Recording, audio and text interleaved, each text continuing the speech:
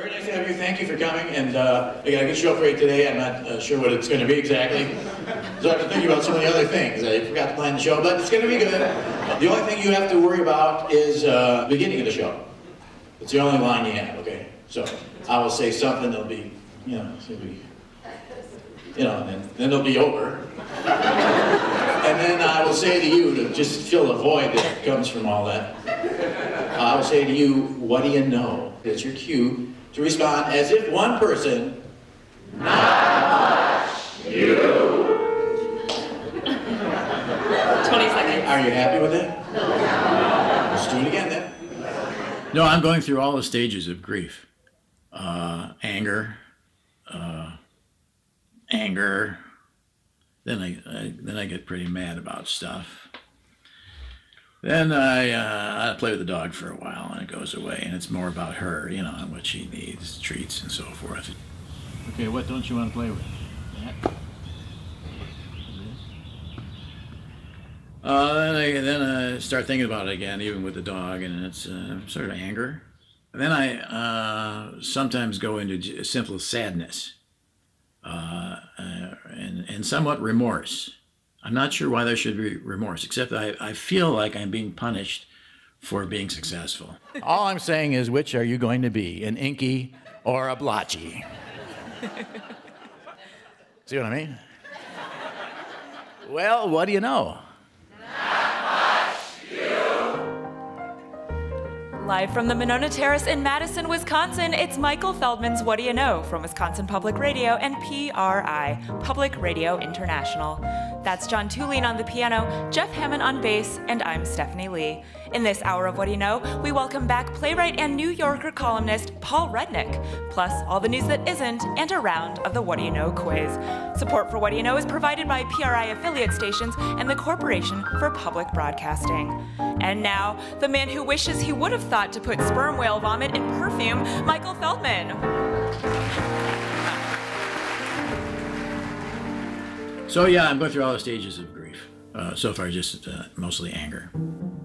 I was asked to come to a meeting with the station people, and I naturally avoided it for several weeks and had different excuses, and finally I couldn't avoid it anymore, and I went, and they told me. Said that basically the show was ending. I mean, we've been playing around it for a couple of years now, so I have like 3 months, basically. And I said, you're only giving me 3 months, and they said by contract, I only have to give you a month. So I actually felt much better after that.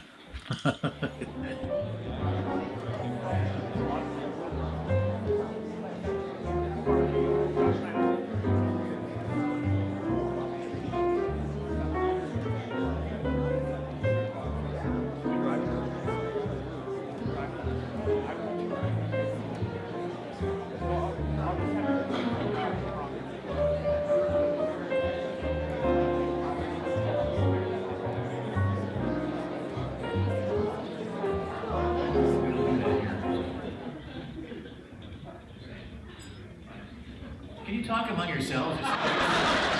It's not like they let me down suddenly, but they did. Before discovering his kids had not registered to vote in New York, Donald Trump was pretty confident of getting 2 out of 3 of their votes. The other thing is I feel like I'm letting my audience down. I feel like I've been at least a generation and a half of these people and their families, and their kids start coming, and their kids bring their kids. It's almost like having a flock. And it's odd for a Jewish fellow to have a flock, unless it's sheep or something like that. I know we had those people in that field for many years. And finally, a thought for the day. I'm going to start closing with thoughts for the day, because then maybe it'll keep me on the Christian network. I'm not preaching anything. It's just they have actually made my life. All right. So growing up in Milwaukee, post-war, Jewish family, German town, it was always us and them. I used to get called a dirty Jew by my friends, So you have to get past that because friends are not that easy to find. And my mother's motto was, don't start with the neighbors. Okay. So then I started teaching school down in Kenosha, where the only Jew there owned the furniture store. The kids in class, they were great. They were wonderful. And so they'd ask me these questions about Jews and stuff, and I would naturally lie to them because I wasn't comfortable with it. what do Jews eat?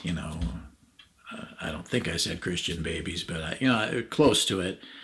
But they got to know me and I got to know them, and it was wonderful. So I started coming out of this whole thing I grew up with the first time, seeing people totally different from me, working class kids, and they were nice, they were great, they're wonderful. And when I started doing the radio show, it was more so, it was enlightening. Not just in Wisconsin here, but on the road everywhere we go, they won my heart because they were so open and nice and kind, and they seemed to like me. So it wasn't this us and them thing all this time, and it was really fundamentally important to me. I don't know if it's because I can channel some different people and bring them together, and nothing serious or heavy, but it's just great human interactions and funny. Everyone's funny and everyone is not afraid to talk about themselves, and so different from the way I looked at the world as a kid.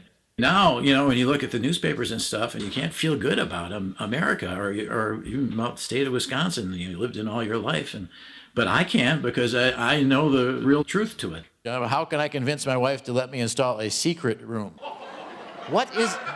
First of all, what is a wife? No, what is a secret room?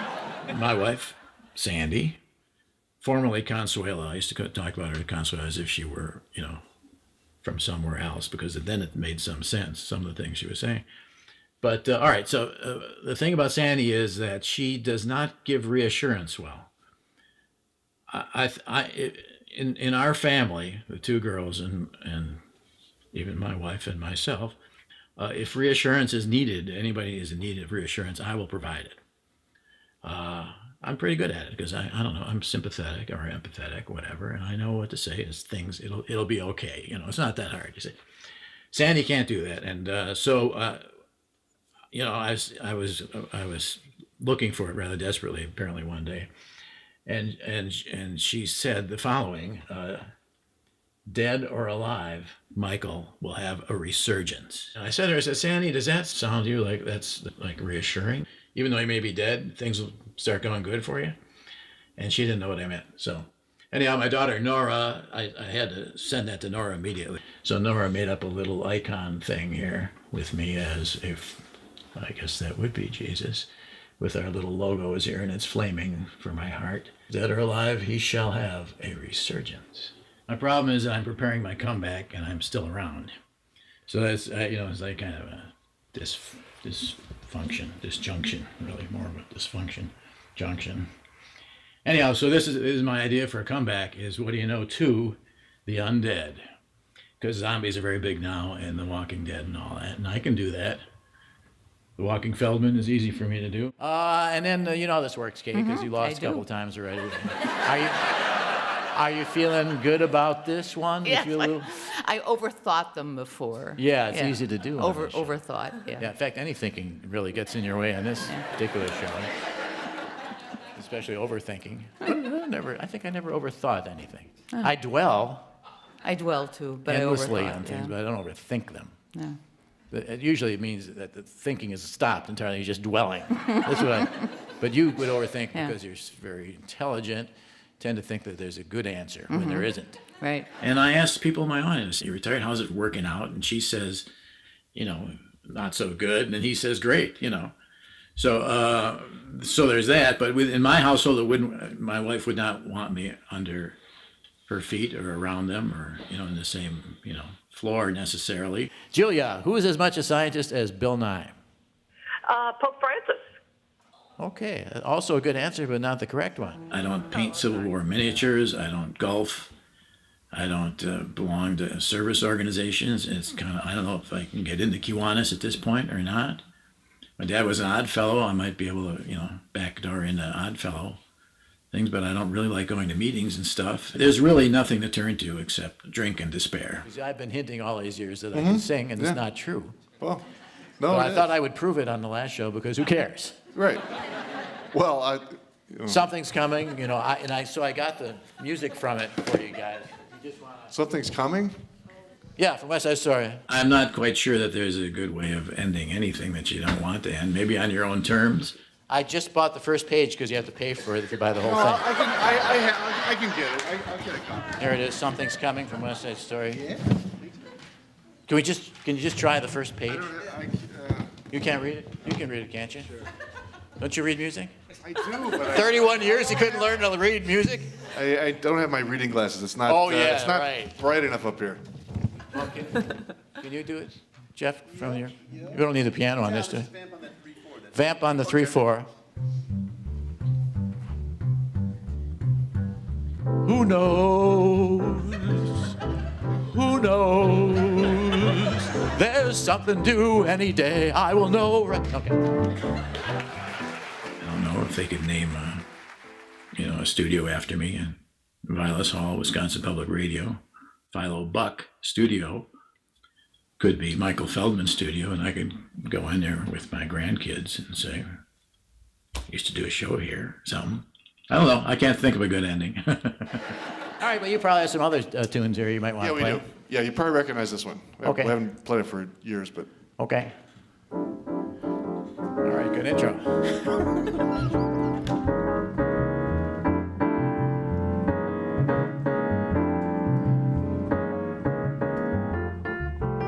I'm here to help her figure out what she wants to do, because she makes up games. She changes the rules halfway through, so I can never win. Sometimes you just run with things and you gotta take them away from her. We went to doggy class, but it was like just 6 sessions. And she really, they waved her through. She didn't really pass. We shared the bed last night. That's pretty intimate. But then she had all the covers under her. And so then I had to take off the other blanket, and it was kind of a rough night, but it had good moments. I don't think she understands what's happening to me. I'd be very empathetic to her if she lost like her dog friends. It's all at one time. But she's still young. She hasn't experienced much loss. 31 years? Enough already. What's your response to that? Would they say that to Einstein? Would they say what? 31 years, you're out of here, Albert?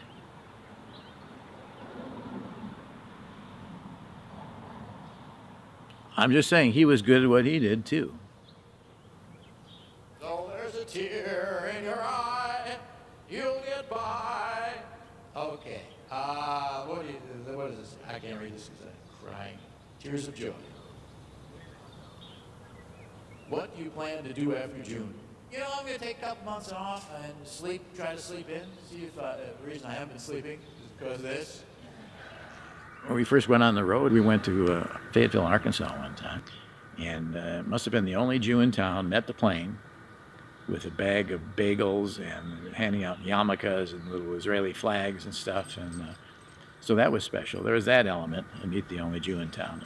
The reception was always, it made me feel kind of, important. It's odd to go into a place where people are actually happy to see you. Especially recently, they're kind of very needy. And I feel the same way, so it's easy to get morose.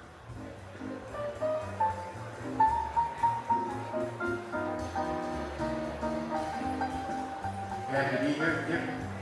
You are? Oh, wonderful. Have you heard the show? Yeah? You heard, I'm Michael. I'm the guy who does it. I get kind of thrilled to be this close to me. I love playing in the South, and all your stereotypes about the South disappear when they start drinking bourbon with you. Why are you destroying my marriage? It's like everything is my fault. Who are you going to blame when I'm not doing this? The Reverend Dave Stratton, United Methodist. You should be able to handle that. Dave, you do counseling, don't you? Can you counsel yourself? Where is the Reverend? Oh, there you are. What did I do to ruin your marriage? 26 years ago, my wife wrote a letter to you, and she has just been infatuated with you ever since. And I want to challenge you to a duel. So it has nothing really to do with success. We were successful beyond expectations. And I brought the letter with me to show you, and it's 26 years old. Oh. Yeah. I'm going to cry again. First the music, and now this, and now you. Reverend, counsel me, would you? I don't know what to do in this situation. Well, I don't either. Sometimes it doesn't get appreciated by even our own station people, how unique it is in how it deals with an audience. I mean, the level of interaction between our audiences, both, people calling in and people there, is unprecedented. And I don't want to break up here right now, but thank you so much, Eau Claire, and everybody who's come to see us all these years and today. Thank you all. On behalf of the band. I'm in a different spectrum entirely. I'm sort of actually hopeful. All right, so I decided I have to do a podcast, which is not my favorite thing to do. The podcast for me has always been like pretending you're on radio, and playing to some middle-aged guy on elliptical at a health club for 20 minutes, if he can last that long. This is the cheap stuff. Sometimes it's really good, sometimes it's really bad. It's a chance that's worth it.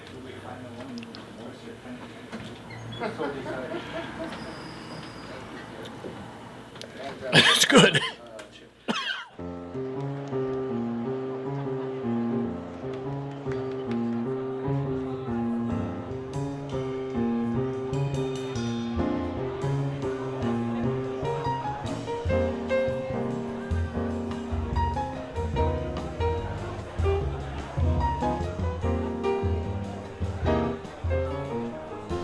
I was working on a deal actually with a media company in town here to possibly do a podcast.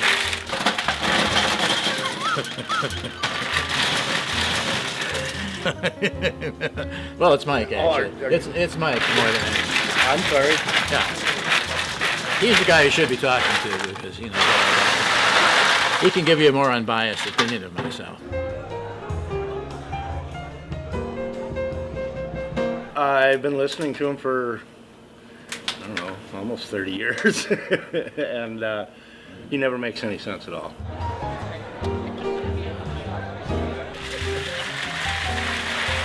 Thanks, Mike.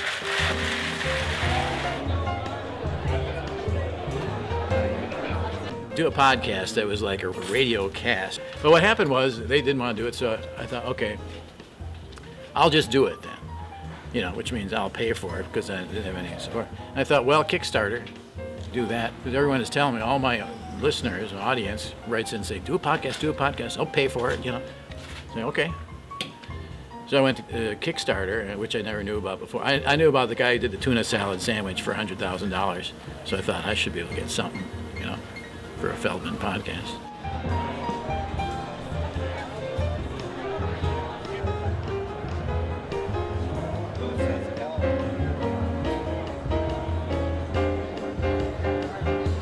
We made it in 7 days, and it was all my listeners and stuff, and I saw the graph. I never had a graph like this for anything. Blood pressure.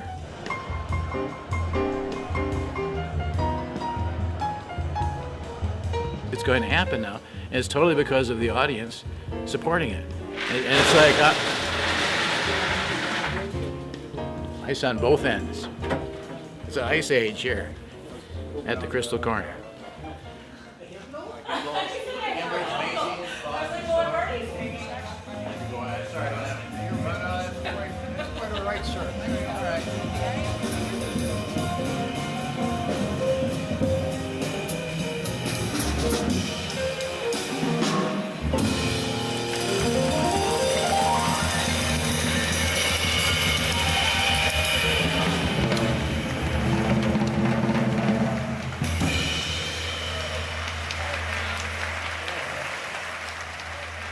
My daughter, Ellie, unbeknownst to me, this is when I was still feeling like it was the end of the world, and it was like, it was open casket, but the guy gets to walk around kind of event, and my people don't usually have open caskets, so it was a breakthrough of some sort. But Ellie invited both sides, My mother-in-law. my wife's side and my side of the family, so they're coming from California, they're coming up from Illinois. This is my wife, my daughter, Ellie. Whole family is going to be there. Now this is it. We're sitting Shiva for me, and I got to sit with them. Is sort of how I was thinking about it. And I said, oh, you didn't. Why did you? I just want to get through this, and it'll be a footnote to a parentheses of an asterisk. That's fine, But now I'm looking forward to a chance for all of us to get together, and it's going to be a lot of fun. We're going to have a great party afterwards at the house. What do you know? Live from Shannon Hall at the Memorial Union in Madison, Wisconsin, it's Michael Feldman's What Do You Know? From Wisconsin Public Radio and PRI, Public Radio International. And now, the man who says, "What's all the hubbub, bub?" Like I'm supposed to know what that means, Michael Feldman.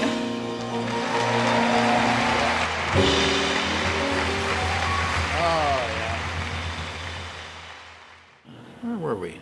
San Diego, perhaps? And I had either an entomologist or an etymologist, the one that does insects. So naturally I thought of the bird shit butterfly, which my brother and Arthur and I discovered in Milwaukee in a used car. Where we live, it was surrounded by used car lots. It was Uptown Motors. And we were there, I don't know what we were doing, trying to take Arthur liked to pry the wheel weights off the wheels, and he'd melt them all down and make a big lump of lead.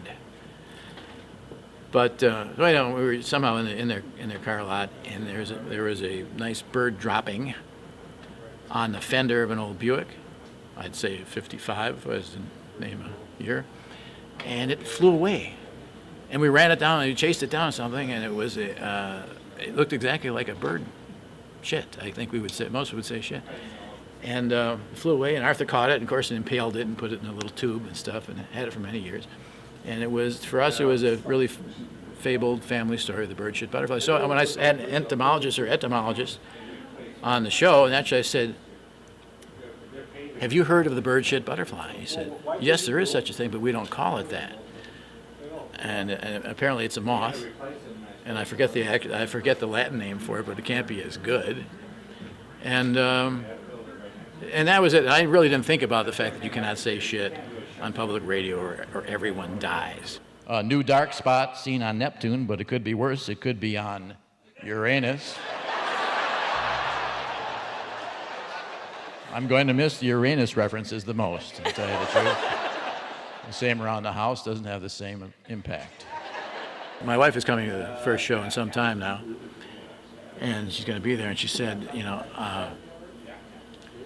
I said, you've never said anything in all these years on the air, mainly because you never come, but you've always complained to me at home if I say too much, and she comes to the audience sometimes, I used to come, and she'd give me the, cutthroat thing, stop already thing, and I say, don't come, I get that at home, I don't need to, you will ruin my whole sense of disbelief that I need to do the show, I can't be the guy that you condemn at home, for my little innocent actions. But she said this time, I said, okay, do you want to say something? She said, yeah, I would like to mention the bird shit butterfly. I'd like to say something with shit in it. Because it's the last show, they can't cut it out. It's the last show. What can they do? And I said, okay. So we'll see if she does it. I think she won't. But I appreciated the sentiment. I really did. My wife has never said a word in all these years. And she's taken a lot of, very clever abuse. Even though I called her Consuela for most of it, you knew it was, anyone knows there is no Consuela. And actually, there is no Sandy. She's not actually here. No, she is. Sandy, would you want to say anything? You can say anything at all. You stand up here. No, stand up. Stand up. They want to see you.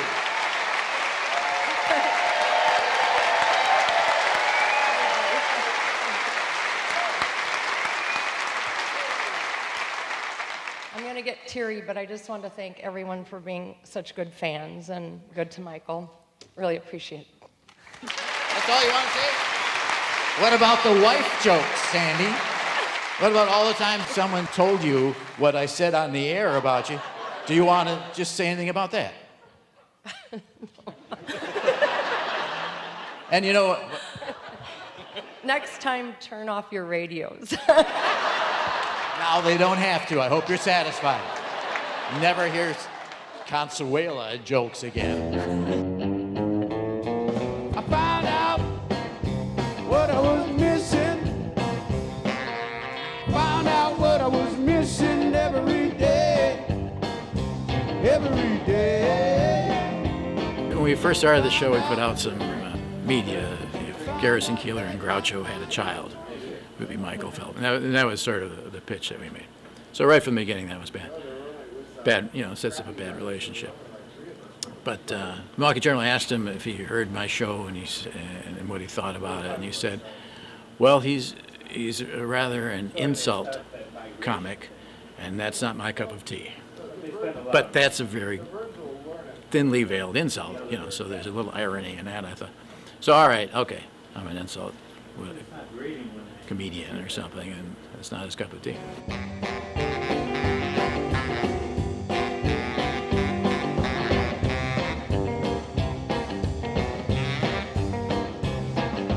Try not to let it get to me. Try not to let it get to me, but I must say. How are you? Good. And Otto, how old are you now? 11. You're 11 years old. How's 11 treating you? Good. Yeah. You look forward to being 12, or you wish you were 10?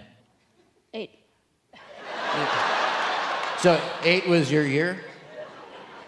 Pretty much. Yeah. What happened when you were 8 that made it such a good year? I grew up. So you're telling me you grew up at age 8? That's really early to grow up. Yep. And your question is what? What is the meaning of life? What is the meaning of life? Getting all existential on this show, Yeah. Michael. I'm surprised you didn't get that at age 8. I'll tell you the truth. I knew it, but I forgot it. Because you reach, I mean, your whole life really is trying to figure out what is the meaning of life. There must be some meaning to it, one would think. And then you get it, and then you can't remember anything. You can't remember your keys. You left your key in the door. Your key is still in the door. How are you going to remember the meaning of life? Get a cue card. I love you, man.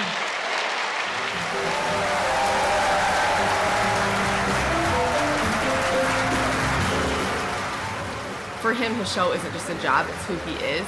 And it's really the only way he connects with humankind. And he's not a very social guy, so although he's around people all the time and gets so much energy from the audience, he actually doesn't really enjoy being around people. So I would say he's pretty isolated and really just likes to be with his family. So I did ask him one night when he was feeling really down, I said, "Dad, you're not gonna kill yourself or anything, are you?" And he looked at me seriously and said, "No." I think once he started thinking about what he was gonna do next, he started getting hope and realizing that there are people that still wanna listen to him, so I wasn't so worried, but I initially was. Whenever we're going through a hard time together, if we're drinking wine, he'll say, "To hell and high water," and we'll cheers each other, so I would say, "To hell and high water."